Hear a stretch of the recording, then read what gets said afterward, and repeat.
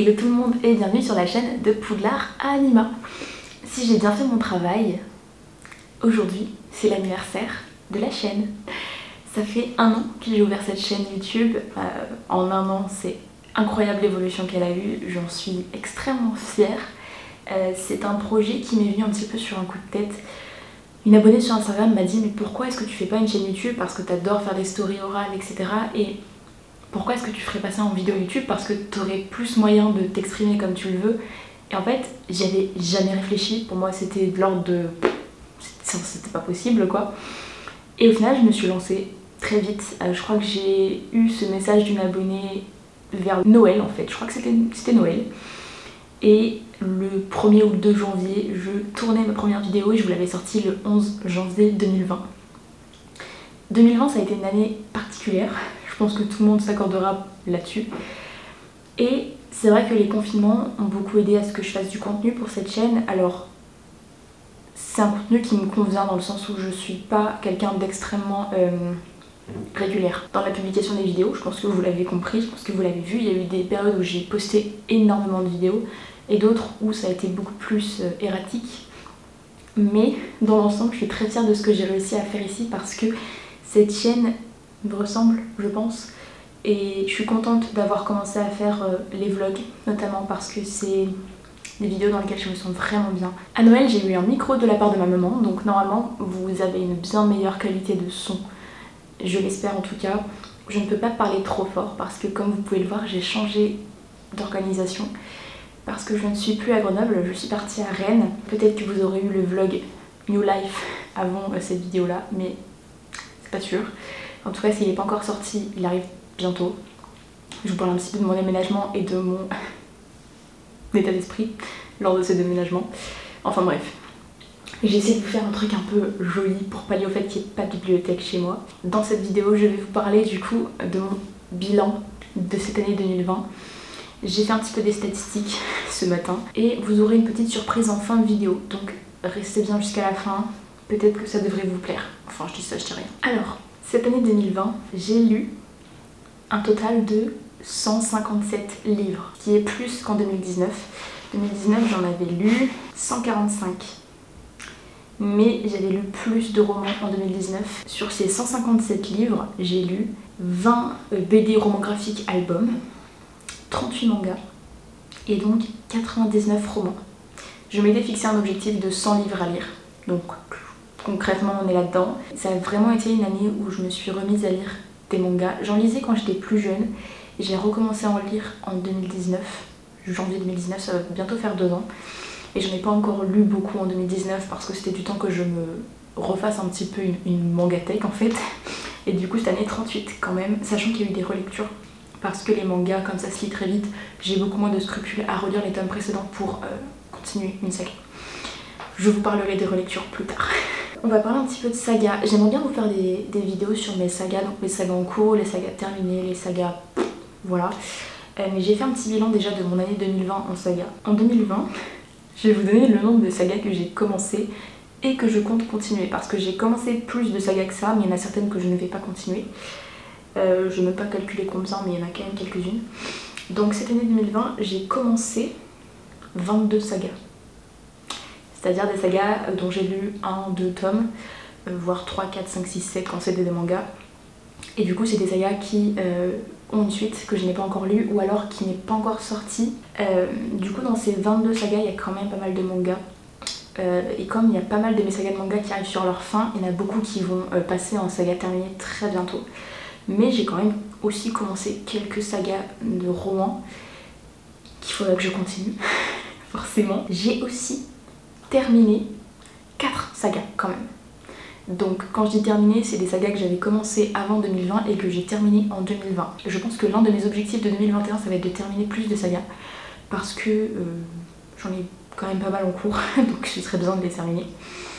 Et il y a quand même des sagas aussi que j'ai commencé en 2020 et que j'ai terminé en 2020, il y en a 4. Alors on va parler aussi d'abandon, parce que autant en 2019 j'avais abandonné un livre, je crois, qui était le premier tome des Étoiles de Noces Head. Et cette année, j'ai eu un petit peu moins de scrupules à abandonner des livres, on peut le dire. J'ai abandonné officiellement 3 romans Et un quatrième livre que j'ai commencé cette année que je n'ai pas terminé, que j'hésite à abandonner. Donc on va dire 3 voire 4 abandons cette année. 2020 ça a été aussi l'année où j'ai commencé à recevoir des services de presse, donc des SP. J'ai reçu mon tout premier service de presse le 16 janvier. C'était dans le cadre de la masse critique Babelio. J'avais reçu Les Oiseaux Rares de Hugo Pavio, qui a été du coup le premier service presse que j'ai reçu dans ma vie d'influenceuse littéraire. Et après celui-là, il y en a eu beaucoup qui ont suivi parce que très vite ensuite j'ai eu un partenariat avec les éditions du Chat Noir notamment. Et puis des partenariats un petit peu ponctuels, j'en avais eu un avec Casterman qui n'a pas abouti. J'en ai eu un avec ActuSF, pareil, qui n'a pas été reconduit, mais voilà, des petits partenariats un petit peu ponctuels et puis avec des auteurs auto-édités. Donc forcément, j'ai quand même reçu pas mal de SP et puis mine de rien, l'œil des lecteurs. L'œil des lecteurs qui a été aussi lancé en 2020, donc c'est aussi l'une de mes fiertés un petit peu de 2020, faire partie de ce super média. Avec l'œil des lecteurs, j'ai reçu aussi pas mal de services presse. Je pense que même sur tous les SP que j'ai reçus cette année, il y en a une majorité qui ont été reçus pour l'œil des lecteurs. Donc cette année, j'ai lu 27 livres qui étaient des services presse. Ma grande fierté en termes de lecture cette année, ça a été le fait que je me suis vraiment remise à lire des romans en VO. J'avais vraiment recommencé en 2019 parce que j'ai relu les 3 premiers tomes d'Harry Potter, notamment en VO en 2019.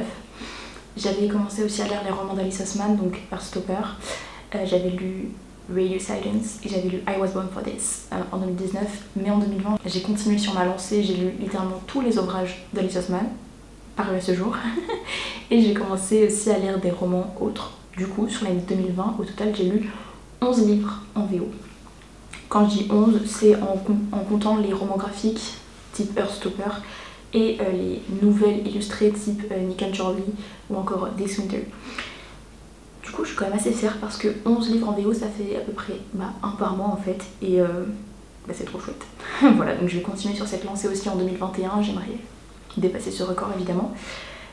Mais vraiment, c'est vrai que ça fait partie aussi de ces fiertés de l'année 2020 en termes de lecture qu'il fallait que je fasse remarquer quand même. Ensuite, du coup, mon nombre de relectures. Je vous avais dit que j'allais parler un petit peu de relecture. En faisant le calcul, je me suis rendu compte que sur les 157 lectures que j'ai faites cette année, il y avait quand même pas mal de relectures. Comme je vous le disais, des tomes de manga que j'avais lus auparavant et donc j'ai voulu relire un petit peu précédents tomes pour pouvoir continuer la saga. Et puis j'ai relu aussi quelques romans. Donc au total, j'ai fait un total de 22 relectures. Je ne pensais pas qu'il y en aurait autant. Mais voilà, c'est comme ça. En BD aussi, j'ai relu aussi pas mal de tomes de BD que j'avais déjà lus pour pouvoir continuer les sagas. C'est pas mal. Je suis une grande férue de relecture. Il faut absolument que je fasse une vidéo là-dessus. Ce sera fait un jour. Il faut que je trouve un petit peu le format. Mais je suis une énorme férue de relecture. Les relectures, c'est ma vie, clairement. Quand j'étais plus jeune, que j'avais une bibliothèque beaucoup moins grosse et une pile à lire beaucoup moins grosse, je relisais tout le temps tous mes livres. Mais vraiment, c'est une chose que j'adore faire parce que c'est un certain confort en fait de relire ces livres pour moi. Relire ses livres préférés, c'est repasser, être sûr de repasser un moment incroyable. Alors des fois il y a des petites déceptions, mais ça m'est pas souvent arrivé globalement. J'ai plein de relectures en tête qu'il faudrait que je fasse et j'ai trop hâte en fait de les faire parce que c'est vraiment des livres soit que j'ai lu il y a très longtemps dont je me souviens pas du tout mais je me souviens du sentiment qu'ils m'ont laissé, soit des livres que j'ai adorés et que juste je voudrais relire quoi. Je vais vous faire un petit top de mes lectures de 2020, donc un top 10 classé, j'ai fait un vrai classement. Alors ce top 10 a été extrêmement difficile à faire, pas dans le classement en lui-même, mais pour déterminer quels étaient les 10 livres qui m'ont le plus marqué cette année. Je savais quel était le top 1, globalement je savais quel était le top 3 même. 2020 ça a aussi été l'année où j'ai découvert des auteurs qui m'ont transcendé. Peut-être pas, mais vous voyez l'idée. Pas mal de livres comme ça qui ont été écrits par le même auteur et j'ai pas voulu les faire apparaître dans le top. J'ai choisi mon préféré de l'auteur et voilà, j'ai fait ma liste avec ça parce que sinon on aurait vu clairement 3 auteurs dans le top 10. Clairement.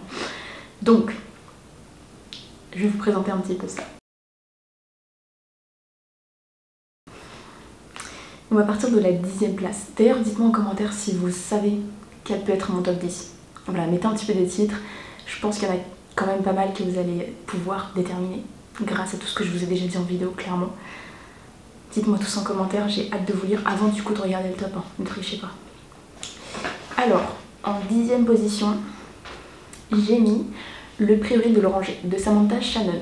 En fait, c'est une lecture que j'ai beaucoup repoussée parce que clairement il est énorme, et j'ai eu du mal à me lancer dedans tout simplement. Je vous ai fait un vlog entier dessus quand je l'ai lu en septembre et pour moi ça a été une vraie excellente lecture. J'ai trouvé que la fin était trop bâclée, mais d'une façon générale j'ai adoré ce livre. C'était un vrai plaisir et en fait de le vlogger j'ai encore plus aimé, je sais pas pourquoi, mais c'était trop chouette. Et du coup Samantha Shannon typiquement ça fait partie de ces auteurs que j'ai lu plusieurs fois cette année, donc j'ai lu Le Prieuré et j'ai lu The Bone Season. Donc j'ai hésité entre mettre Le Prieuré et Bone Season parce que j'ai adoré Bone Season aussi, mais pas du tout dans le même registre. Mais comme c'est un début de saga et que j'attends de voir la suite, j'ai décidé de mettre Le Prieuré parce qu'il le mérite. À la 9ème place, j'ai mis Nevermore de Jessica Townsend, qui a été vraiment l'une des plus grosses découvertes de l'année en fantasy, donc pendant le mois de la fantasy d'ailleurs, en jeunesse. C'était tellement bien, j'ai trop adoré ce premier tome, en tout cas le deuxième tome je l'ai adoré aussi, mais le premier tome il m'a laissé un souvenir de dingue, j'ai trop aimé. Je me souviens le soir où je l'ai commencé, j'étais dans mon lit, je lisais, j'étais là, c'est trop bien, c'était vraiment trop chouette, j'ai trop kiffé ma vie. Dans Nevermore on va suivre une petite fille qui a 10 ans, qui s'appelle Morrigan Crow, qui est maudite. Comme elle est née un certain jour, du coup le jour du mervillon, on dit d'elle qu'elle est maudite et que tous les malheurs qui arrivent aux gens de la ville dans laquelle elle vit sont dus au fait qu'elle est maudite. Donc la pauvre, on lui remet tout sur la tête, enfin compliqué. Et le pire c'est que le jour de ses 11 ans, donc le jour du mervillon de ses 11 ans, elle doit mourir. Chouette, grosse ambiance. Jusqu'à ce qu'en fait, elle soit sauvée par Jupiter Nord sur le gong. Au moment où elle doit mourir le jour du mervillon, elle va être sauvée par un monsieur, donc Jupiter Nord, qui est génial, qui va l'emmener dans le monde de Nevermore, où elle va découvrir un monde un petit peu là, Alice au Pays des Merveilles si vous voulez. C'était trop bien, j'ai adoré l'univers, j'ai adoré les thématiques abordées, j'ai adoré les amitiés qui se forment, pépite, et j'ai trop hâte de lire le tome 3 qui devrait pas tarder à sortir en français je pense, parce qu'il est sorti en VO il y a quelques mois, donc trop hâte. À la 8ème place, j'ai mis Âge tendre de Clémentine Bonnet. Parce que mine de rien ce roman m'a laissé une impression de dingue. J'ai trop aimé le format. Alors dans Âge tendre on va suivre Valentin Lemonnier, qui est un jeune garçon qui est en train de passer de la 3ème à la seconde et qui, dans l'univers dans lequel il vit, la présidente de la République a décidé que les adolescents entre la 3ème et la seconde devaient faire un service civique.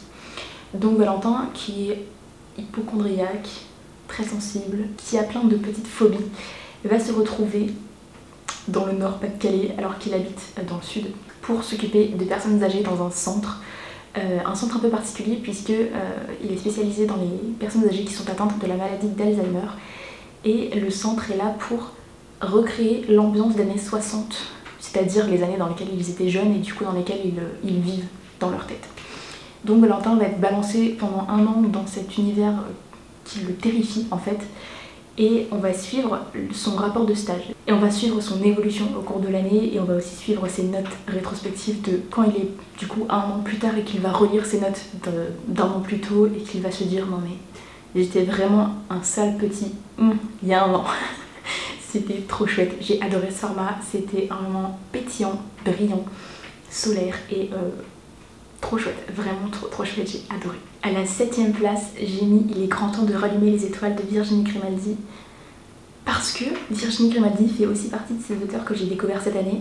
J'ai lu 2 romans d'elle et c'est pareil, j'ai hésité entre l'un ou l'autre pour le top.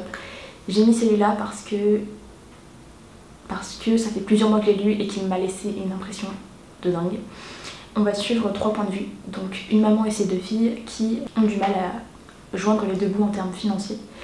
Et du coup la maman va décider de partir en road trip en Scandinavie dans un camping-car et d'emmener ses filles avec elle, et on va suivre en fait le point de vue de ces 3 filles, femmes à travers ce voyage. C'était extrêmement touchant parce que ça aborde des thématiques extrêmement importantes.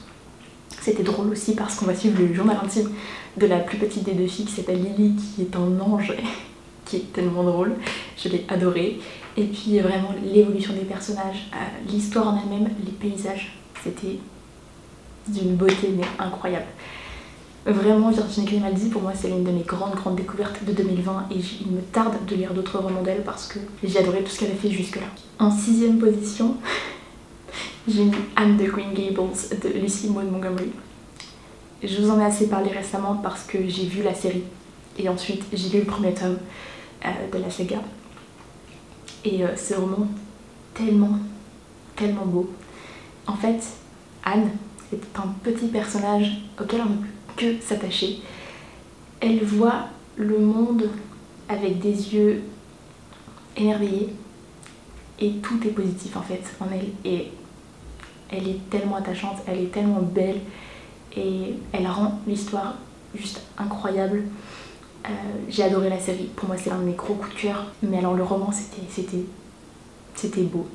Les descriptions sont magnifiques. Et l'histoire en elle-même, ça va assez vite parce que ça reste un roman jeunesse, mais c'est un roman jeunesse qui a été écrit au début du XXe siècle. C'est pas le même type de roman jeunesse qu'on peut voir actuellement. Et c'était magnifique. Voilà, je n'ai pas d'autres mots. Anne de Green Gables, c'est vraiment... En plus, le tome 2 va sortir là, en février ou mars, je sais plus. J'ai vu la couverture, je vous la mets ici. Mais mon dieu, qu'elle est belle.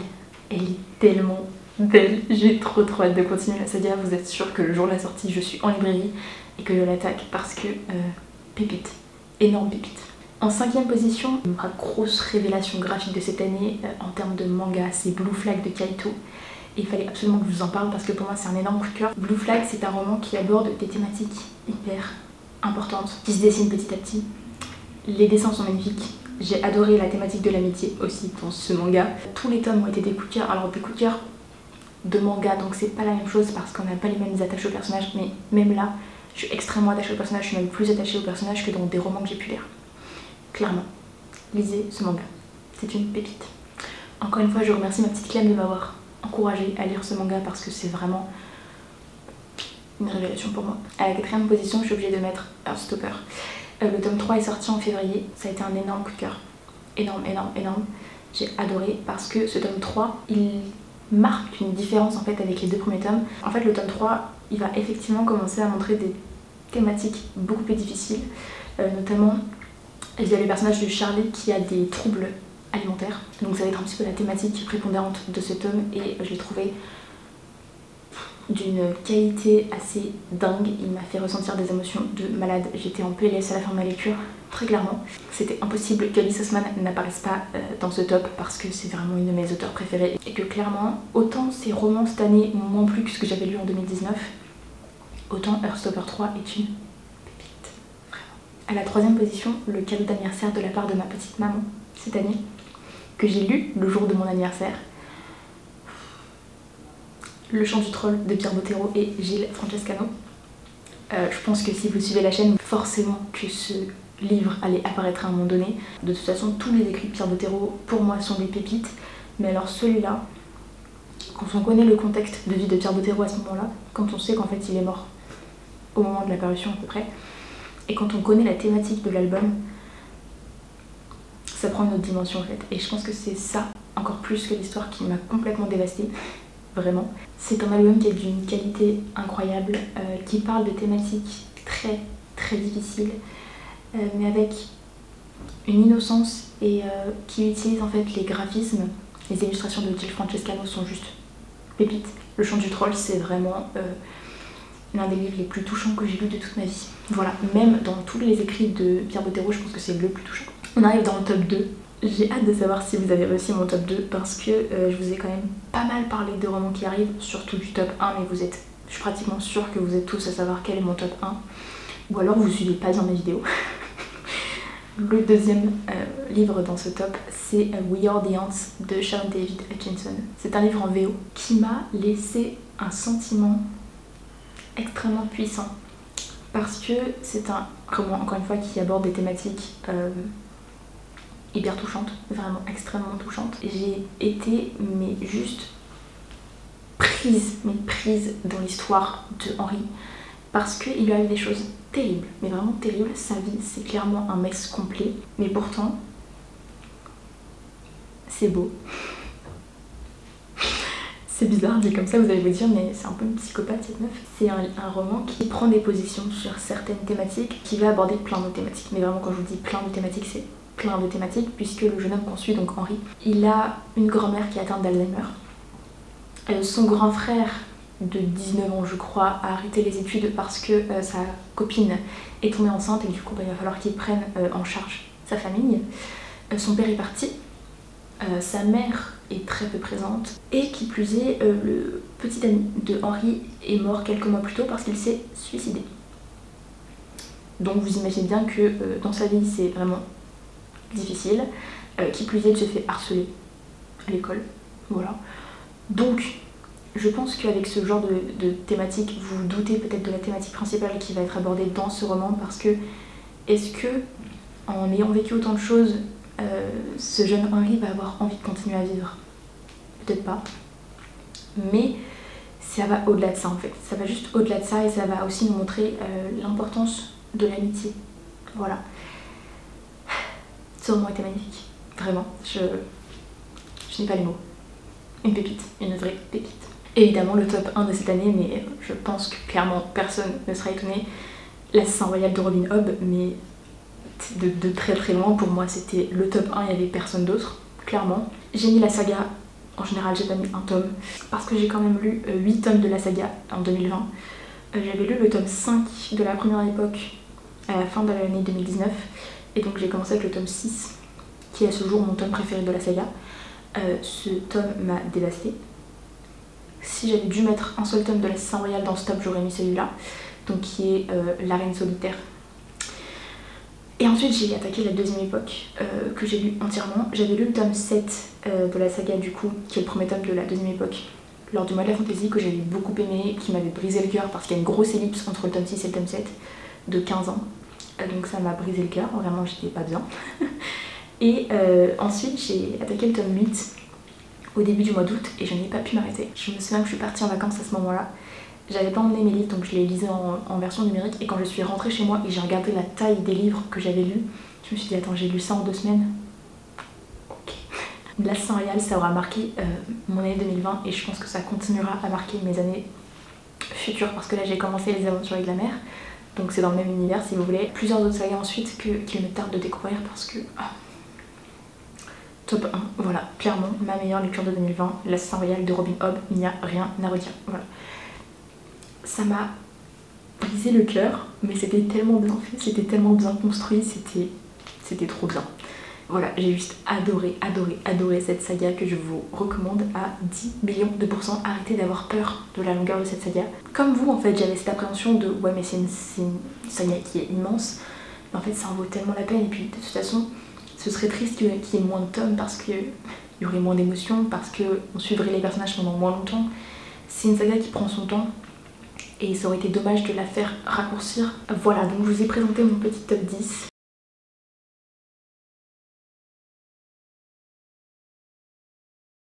Cette année j'ai regardé 517 épisodes de série. Voilà, je vous laisse avec cette information. On a fini avec ce bilan, j'espère que ça vous aura plu. Encore une fois, la chaîne fête ses 1 an, donc je ne me voyais pas présenter autre chose qu'un bilan annuel pour cette première année sur YouTube. Encore une fois, j'avais aussi fait une première vidéo sur YouTube en vous présentant mon bilan 2019. Ça paraissait assez cohérent en fait que je continue sur un bilan 2020 pour les 1 an de la chaîne. Et du coup, je vous propose une petite surprise dans cette fin de vidéo. Parce que bah voilà, ça fait 1 an que vous me suivez peut-être pour certains, d'autres depuis moins longtemps forcément, et je me suis dit que ce serait cool de vous récompenser un petit peu. Je vous propose donc en cette fin de vidéo de gagner 2 livres. 2 livres d'une maison d'édition qui fait beaucoup parler d'elle en ce moment sur Instagram, notamment de par sa communication très... Voilà, vous mettez l'adjectif que vous voulez. Je vais donc vous proposer de remporter The Bone Season de Samantha Shannon que j'ai adoré, et Le Royaume assassiné d'Alexandra Christo que j'ai détesté. Voilà, donc celui-là je vous le fais gagner parce que je vais vous donner en fait mon exemplaire à moi. Et celui-là je l'ai reçu en double, donc autant vous en faire profiter. Voilà, alors pour participer au concours, je vais vous mettre un Google Form dans la barre d'infos. Il vous suffit de remplir le Google Form avec votre adresse mail, etc. pour que je vous contacte une fois le tirage sera effectué. Je vais laisser le concours ouvert 2 semaines je pense. Je vous remettrai les informations dans la barre d'infos, mais je pense que ce sera ça. Et j'espère que ce concours vous plaît. C'est des sorties qui étaient beaucoup attendues, donc je pense que ça devrait vous plaire. Dites-moi aussi quel est votre bilan de l'année 2020 en lecture, quels sont vos objectifs de 2021. Pour moi il n'y a pas vraiment d'objectif en termes numériques, mais par contre des objectifs type finir plus de sagas, lire plus de VO, des choses comme ça. J'espère vraiment que cette vidéo vous aura plu et je vous retrouve très bientôt dans une prochaine vidéo. Ciao!